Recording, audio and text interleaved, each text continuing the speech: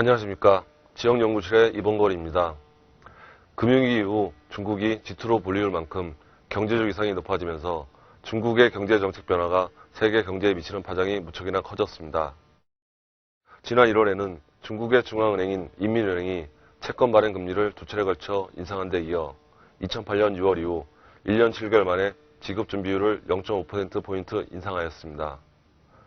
이 같은 조치가 시장에서 중국의 출구 전략 신호로 해석되면서 세계 증시가 급락하고 우리 외환시장의 변동폭이 커지는 현상이 벌어졌습니다.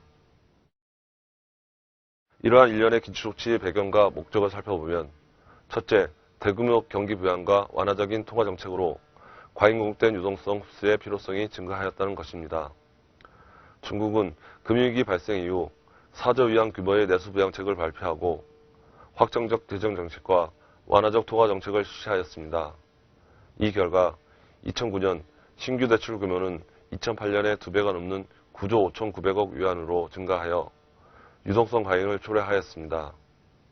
특히 2010년 1월 2주간의 신규 대출 규모가 1조 1,000억 위안을 넘어선 것으로 추산되면서 과잉 공급된 유동성 흡수의 필요성이 중대하였습니다.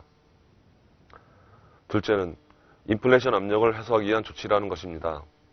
2009년 2월 이후 9개월간 하락세를 지속하던 소비자 물가는 11월 전년 동월 대비 0.6% 상승하면서 오름세로 전환되더니 12월에는 1.9%나 상승하였습니다. 올해에도 식료품 가격과 국제 원자재 가격 상승 및春조를 앞두고 물가 오름세가 계속 확대되는 추세로 봐 인플레이션 압력이 점차 가중되고 있는 상황입니다. 셋째, 빠른 경기 회복으로 인한 경기 가열 방지를 위한 선제적 대응 조치라는 것입니다.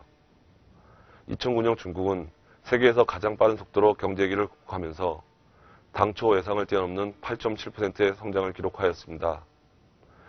특히 4분기에는 10.7%의 높은 경제 성장률을 기록하면서 올해에는 두 자릿수 성장을 기록할 것이라는 전망마저 나오고 있습니다. 또한 2008년 11월 5.4%까지 둔화되었던 산업 생산 증가율은 지난해 12월 18.5%로 성장하면서 금융위기 이전 수준으로 회복되었고 큰 폭으로 감소했던 수출도 지난해 12월 17.4% 성장하면서 두 달 연속 증가세를 이어가 경기 가열을 우려하는 목소리가 점점 커지기 시작하였습니다. 넷째, 주식 및 부동산 가격 상승으로 인한 자산 가격의 거품 해소입니다. 2009년 상하이 종합주가지수는 연간 74.2%의 높은 상승률을 보였습니다. 또한 주택가격도 지난해 6월 이후 증가세로 전환된 후 지속적으로 상승하여 12월에는 7.8%의 높은 증가율을 보였습니다. 특히 베이징의 주택가격 상승률은 9.2%로 도시지역의 주택가격 상승률이 전국 평균보다 높게 나타났습니다. 이러한 배경으로 보면 중국 정부는 향후 과도한 기축보다는 경제 성장을 지속한다는 전제하에 유동성 흡수를 통한 속도 조절에 나설 것으로 보여집니다.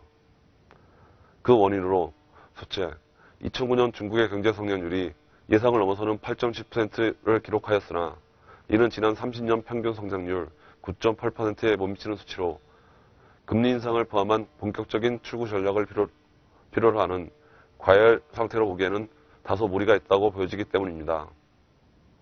둘째, 수출의 실질적 회복과 내수 성장세가 미약한 상황에서 중국 정부가 출구 전략을 실시하는 것은 민간 투자와 소비를 위축시켜 회복기에 접어든 중국 경제에 악영향을 끼칠 수 있다는 것입니다. 셋째, 최근 중국 소비자 물가의 상승은 폭설과 한파로 인한 식료품 가격 상승에 기인한 것으로 식료품 가격을 제외한 소비자 물가 상승률 0.2%는 중국 정부가 통제할 만한 양호한 수준이라 볼 수 있습니다. 넷째, 현재의 기조 효과가 사라지는 하반기에는 중국의 경제 성장률이 둔화할 것으로 보여지기 때문에 중국 정부가 본격적으로 출구 전략을 실시하지 않을 것으로 예상됩니다. 결론적으로 금년에는 가전 하향, 이구 안신, 자동차 하향 등 확장적 재정정책 기조를 유지하는 점을 고려할 때 중국 정부는 과도한 긴축보다는 은행 창구 지도 등 행정 규제와 지준율 추가 인상 및 부동산 규제 강화 등을 통해 과도 공급된 유동성을 점진적으로 흡수해 나갈 것으로 전망됩니다. 따라서 중국 정부의 이번 조치는 단기적으로 우리 경제에 아주 제한적으로 부정적 영향을 미치지만 중장기적으로는 우리 경제에 긍정적 영향을 줄 것으로 기대됩니다. 다시 말해 이번 유동성 흡수 조치는 부동산 시장의 위축, 과잉 생산 산업에 대한 대출 규제뿐만 아니라 일시적 소비 위축을 가질 수 있어 철강, 비철금속 등 원자재와 건설자재의 수요가 다소 줄어들 것으로 예상됩니다. 그러나 가전하향, 이고환신, 자동차 하향 정책 등의 연장으로 액정 디바이스, 자동차 부품 등 가전산업과 자동차 산업에 대한 영향은 제한적이며 중국 수출의 증가세 전환으로 중국을 통한 가공 무역이 많은 우리의 대중 수출은 점진적으로 증대될 것으로 보여집니다. 특히 이번 조치가 중국 경제의 과열 방지와 안정적 성장을 위한 조치로 중국 경제가 향후 더 한층 업그레이드 될 것으로 기대되기 때문에 중국 내수 시장에 진출하는 우리 기업들에게 긍정적 기회로 작용할 것으로 예상됩니다. 이상과 같이 이번 중국 정부의 금융기칙 조치는 금융위기 중 과잉 공급된 유동성을 흡수하는 데 목적이 있고 금리 인상을 포함한 본격적 출구 전략은 국제 공조를 통해 점진적으로 이루어질 가능성이 높다고 하겠습니다. 따라서 우리 기업들은 기존의 대중국 진출 전략을 변경할 필요성이 매우 작기 때문에 중국 정부의 정책 변화에 일희일비하지 말고 중국 내수 소비 시장에 대한 보다 적극적인 공략이 필요하다고 하겠습니다.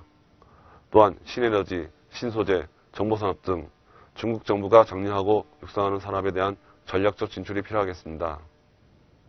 마지막으로 정부나 관련 단체에서는 상대적으로 시장 정보가 부족한 중소부지역 및 2, 3급 도시에 대한 시장 정보를 제공하고 컨설팅 서비스를 제공하는 등 우리 기업의 중국 시장 진출을 위한 실질적 지원을 확대해 나가야 하겠습니다. 이상으로 최근 중국 긴축 정책의 영향과 대응 과제에 대해 살펴보았습니다.